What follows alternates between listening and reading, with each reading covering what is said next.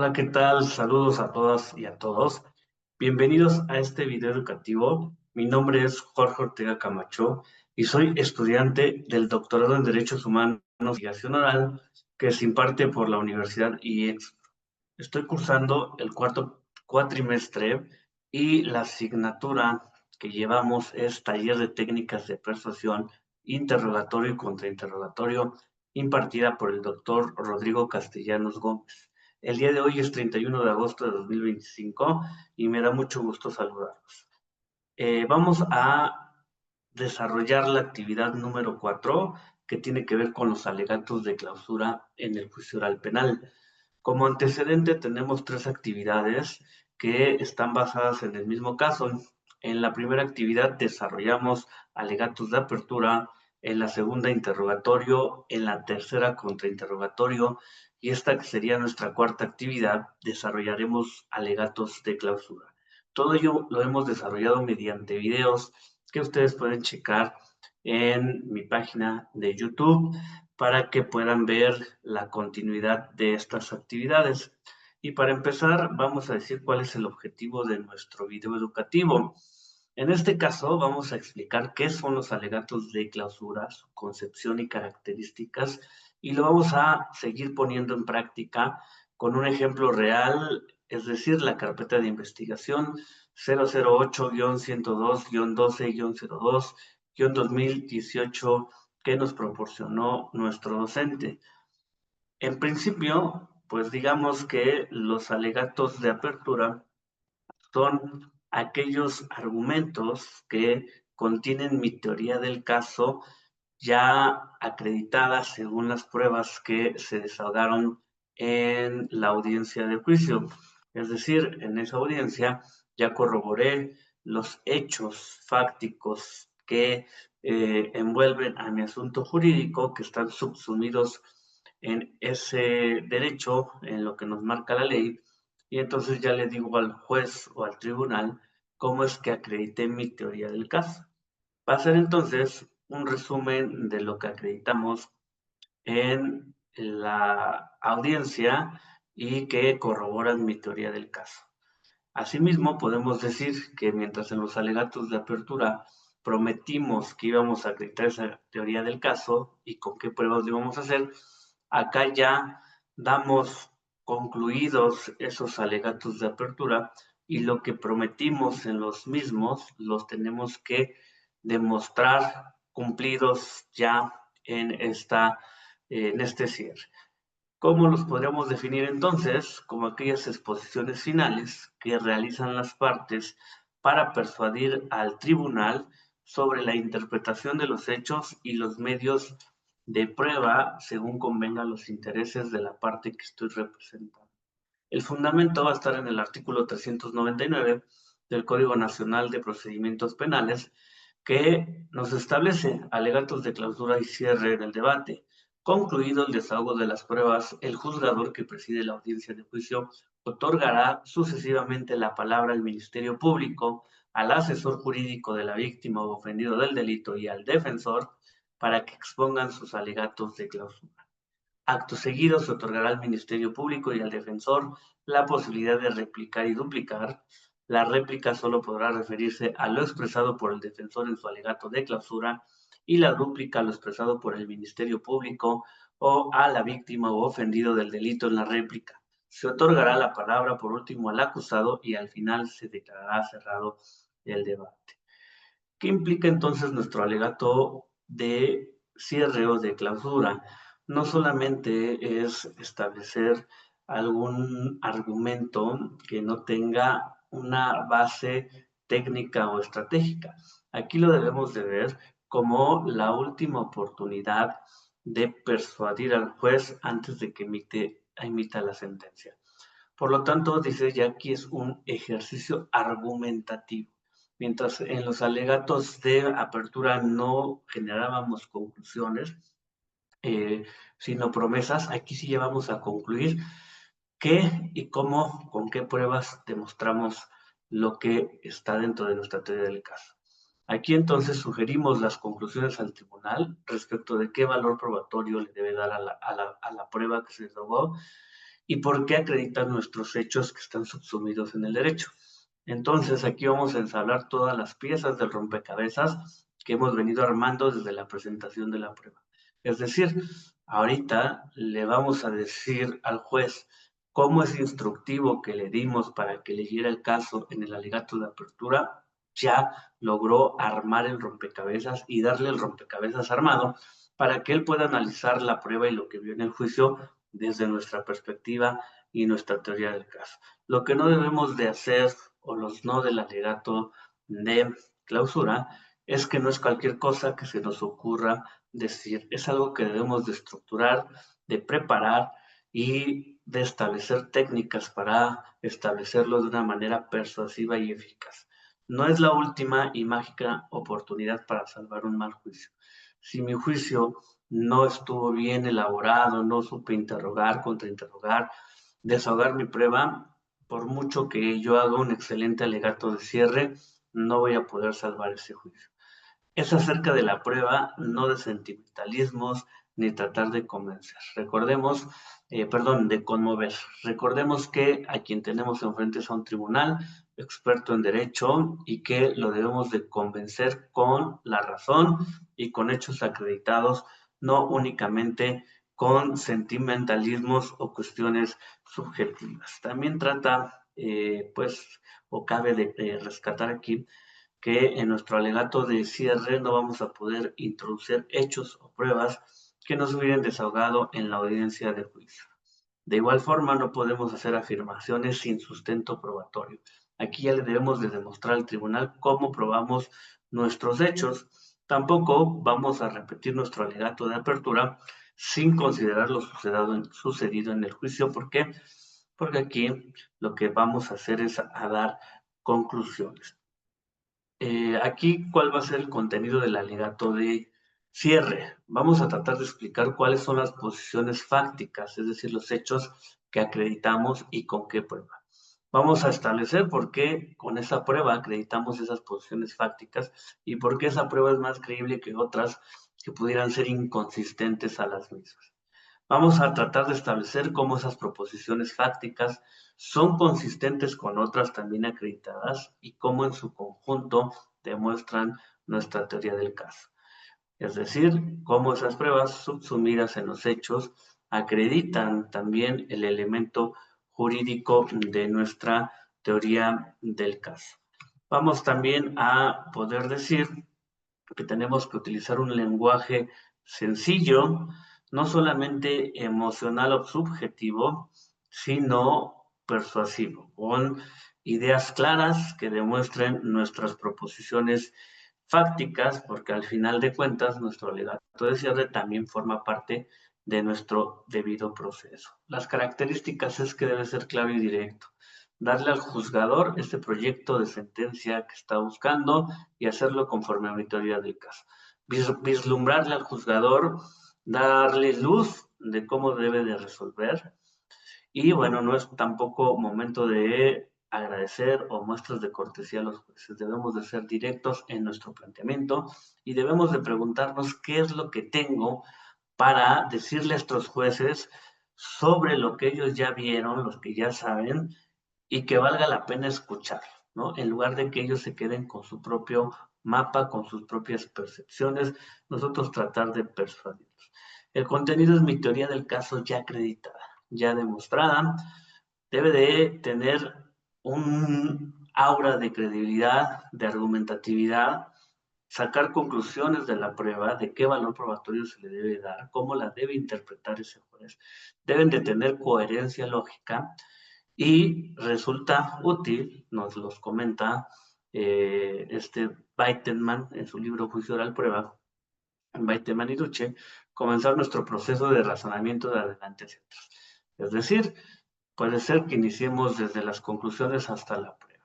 Puedo iniciar mi alegato diciendo, su señoría o este tribunal debe de declarar culpable y condenar a el acusado por lo siguiente y entonces desarrollar ese alegato. La estructura del alegato pues debemos de decir que no hay un formato que la ley nos diga cómo se debe de hacer, sino que eso lo hemos desarrollado conforme a las técnicas de litigación. Es importante reestructurar la prueba que se ha oído durante el juicio para conformar ese relato que le estamos diciendo y que subyace a nuestra teoría del caso. Debe ser persuasivo, poseer impacto, explicar de qué manera la prueba corrobora mi teoría del caso y conforma el derecho invocado, o bien cómo se desvirtúa la teoría del caso contraria. No hay como tal, les comentaba, un, una estructura del alegato de cierre, pero tiene que ser una estructura lógica en donde tenga una introducción, un desarrollo y una conclusión. Se ha recomendado iniciar con un saludo o remembrando la frase que pueda englobar a nuestra teoría del caso, iniciar con una breve contextualización del caso y la postura que yo tengo frente al caso, también establecer de ahí un desarrollo argumentativo conforme a mi teoría del caso, estableciendo cuál es el elemento jurídico ya subsumido en los hechos y cómo se acredita. Es decir, qué hecho estoy planteando y cómo se acreditó durante el juicio oral. Entonces vamos a ir vinculando los hechos con las pruebas y la norma jurídica y por último podemos dar una conclusión de ese alegato de apertura, perdón, de clausura, en donde nosotros ya pidamos directamente al tribunal que absuelva o condene a la persona. Nos establece aquí el resumen de todo el alegato como sentencia. Podemos decir que ese alegato que nosotros vamos a hacer es un borrador de sentencia para los jueces. Tengo que darle el mapa de cómo debe de leer la prueba que él ya vio, es decir, lo que la prueba prueba. Vamos a relacionar los dichos, los hechos y las teorías jurídicas aplicables para que el juez o el tribunal pueda adaptar esa propuesta que ya es en forma de conclusión y que va a ser benéfica a nuestra teoría del caso. Así pues, bueno, vamos a pasar a aplicar de manera práctica lo comentado y recordemos que tenemos un caso que hemos manejado las últimas 4 semanas en donde se refiere que la persona de siglas MBMD el 22 de marzo de 2018 en una vecindad de Tuxtla Gutiérrez agredió físicamente a su expareja de siglas MFYH, a quien la golpeó y amenazó de muerte colocándole un cuchillo en el cuello. La víctima relató que desde años atrás había sufrido violencia constante por parte del imputado con antecedentes de denuncias previas y que el día de los hechos intervino su hermano de siglas SYH sin poder impedir la agresión. La policía arribó al lugar, desarmó y detuvo al acusado en estado de ebriedad, asegurando el arma blanca. Con base en los informes policíacos, entrevistas, dictámenes médicos y psicológicos, así como antecedentes de violencia familiar, el Ministerio Público calificó la conducta como delito de feminicidio en grado de tentativa, al ponerse en riesgo la vida de la víctima y evitarse la consumación únicamente por la intervención oportuna de la autoridad. Y nuestro alegato de conclusión sería el siguiente. Honorables integrantes del tribunal, una vez que hemos concluido con el desahogo de pruebas, venimos a solicitarles que dicten sentencia condenatoria. Recordemos que estamos en un caso en donde la policía llegó a tiempo porque si no, el día de hoy, la señora y víctima ya no estaría viva. Es el caso en donde la policía llegó a tiempo para evitar un feminicidio. Por eso se debe de condenar al hoy acusado MBM, ya que quedó demostrado durante el desfile probatorio que es responsable del delito de feminicidio en tentativa. Al haberse acreditado más allá de toda duda razonable que lo cometió en grado, reitero, de tentativa, delito que está previsto en el artículo 164 bis del Código Penal de Chiapas. El acusado, en un contexto de violencia reiterada y sistemática contra la víctima por razones de género, y como se demostró en este juicio, realizó actos inequívocos encaminados a privarla de la vida. Solo la intervención inmediata de la policía evitó que se consumara dicho homicidio. Lo anterior quedó demostrado, pues en cuanto a la agresión directa a la víctima, ella misma declaró ante ustedes cómo el acusado la golpeó, la jaló del cabello, la encerró y posteriormente la amenazó de muerte, poniéndole un cuchillo en el cuello. De igual forma, tuvimos como testigo a su hermano de siglas S, Y y H, quien confirmó ante ustedes haber escuchado y visto la agresión, así como la amenaza de muerte que le hizo con el arma blanca. De igual forma, como él observó que el hoy acusado tenía toda la intención de matar a su hermano. De igual forma, se demostró el uso del medio para matar. Se aseguró el cuchillo de metal con mango negro, el cual fue incorporado a este juicio, marca Tramontina Brasil, y con el cual incluso el mismo acusado refirió que era de su propiedad, que él lo traía y que lo llevó ese día con intención, dijo él, de asustar a la víctima, pero la realidad es que toda la prueba nos lleva a que tenía la intención de privarle de la vida, lo cual queda corroborado con las declaraciones que tuvimos de los testigos Ciro y Juan, quienes observaron directamente a el acusado cuando estaba intentando matar a la señora hoy víctima y que gracias a su intervención no pudo consumar el acto. Sin embargo, ellos mismos le dijeron a usted cómo estaba a punto de cercenarle el cuello con ese cuchillo. También se demostró una intención homicida por razones de género, es decir, se demostró que el acusado quería matar a la señora. El propio imputado, cuando estuvo declarando, estableció que él mismo le dijo frases a la señora como te voy a matar, hasta aquí llegaste y yo me voy a quedar con la niña. Eso, señores del tribunal, considero que es más que una prueba suficiente para demostrar que su intención era matar a esta persona. Por lo cual había un claro propósito y quedó demostrado de terminar con su vida. Por ello, existe un contexto previo de violencia de género que se dio desde 2017.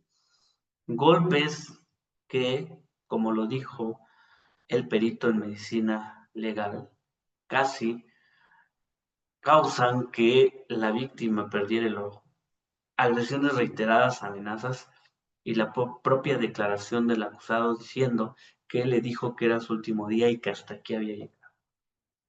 Sin embargo, esta persona, si bien no pudo consumar el delito, tuvo toda la intención de privar de la vida a la señora. Como se dijo, hubo una llegada oportuna de los policías, quienes declararon que al llegar detuvieron a esta persona en estado de ebriedad, evitando el feminicidio, pero que vieron cómo esta persona estaba a punto de privar de la vida a la señora. Con todo esto quedó demostrado, lo reitero, con el testimonio de la víctima y su comparecencia a este tribunal, donde narró la violencia sufrida el 22 de marzo y cómo tuvo miedo porque sabía que este señor venía a matar. La declaración del hermano, como testigo presencial de los hechos, quien dijo que este señor hoy acusado tenía toda la intención de matar a su hermana, tan es así que la encerró, la tuvo que perseguir por el cuarto de la vecindad y le puso el cuchillo en el cuello, que si no hubieran llegado los policías, lo hubiera privado de la vida. Todos sabemos que el poner un cuchillo en el cuello es con toda la intención de matar a una persona, de privarla de la vida, porque de haber cometido esa circunstancia, hoy la señora ya no estaría entre nosotros. También se incorporaron como prueba y con su reconocimiento por medio de las técnicas de litigación los documentos consistentes en informes policiales y en la declaración de los policías que ya hemos citado. Ellos establecieron la presencia de los hechos de manera directa y reiteraron que observaron cómo el señor quería matar a la víctima. De igual forma, se presentaron aquí los peritos, quienes establecieron los dictámenes en medicina legal, en psicología, en estudio victimológico, y todos ellos dieron cuenta de que la intención del señor era privar de la vida a la señora. Por ello queda demostrado este delito en grado de tentativa.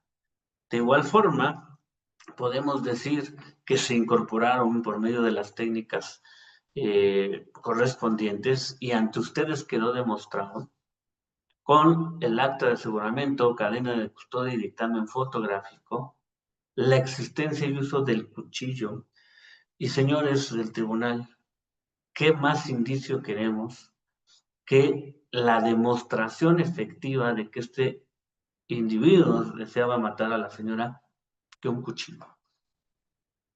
Un cuchillo puesto en el cuello. Por eso todas estas pruebas demostraron de manera conducente y de manera efectiva que el imputado y acusado intentó privar de la vida a la señora de siglas MF. Por ello, su señoría deberá de aplicar el artículo 164 bis del Código Penal de Chiapas, que establece que a quien por razones de género prive una mujer comete el delito de femicidio. Ello en relación a que este delito no fue consumado, sino en grado de tentativa. Y por ello, honorable tribunal, hemos demostrado que no estamos ante un simple episodio de violencia doméstica, sino ante un intento de feminicidio, con pruebas que fueron claras, suficientes y coherentes. Por ello, su señoría deberá de condenar al acusado, declararlo penalmente responsable del delito de feminicidio en grado de tentativa, ya que no podemos permitir que esta persona pueda quedar en libertad, por lo que le solicito que se le imponga la pena de privación de la libertad conforme lo establece el Código Penal. Pues hoy la señora tuvo la fortuna de que los policías llegaron a tiempo, pero de absolver al demandado de manera injustificada, la próxima vez la señora puede ya no contarlo. Por eso también solicitamos que se le reconozca a la víctima su derecho de acceso a la justicia, la verdad y reparación integral, y que se juzgue con una perspectiva de caso. Este caso nos recuerda que cada intento de feminicidio es una verdadera advertencia de muerte, que el Estado y ustedes, señores jueces, deben sancionar con firmeza. Hoy, este tribunal tiene en sus manos no solo dictar justicia, sino enviar un mensaje claro. La violencia feminicidia y en contra de las mujeres no quedará impune. Gracias.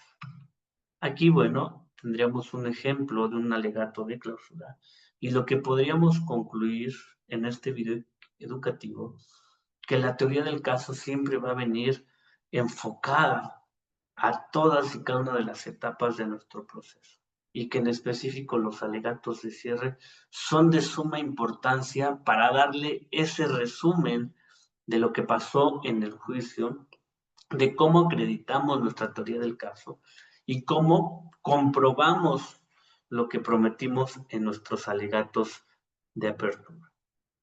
Les agradezco mucho la atención que den a este video educativo, no sin antes recordarles que para el mismo consultamos las siguientes fuentes: nuestro Código Nacional de Procedimientos Penales, el libro Litigación Penal, Juicio Oral y Prueba de Andrés Duche y Weitenman, así como la colección de temas selectos del sistema acusatorio juicio oral de Valdés M. Les agradezco mucho que hayan observado este video y espero les sirva para entender un poco qué son los alegatos de cierre y espero verlos pronto. Muchas gracias.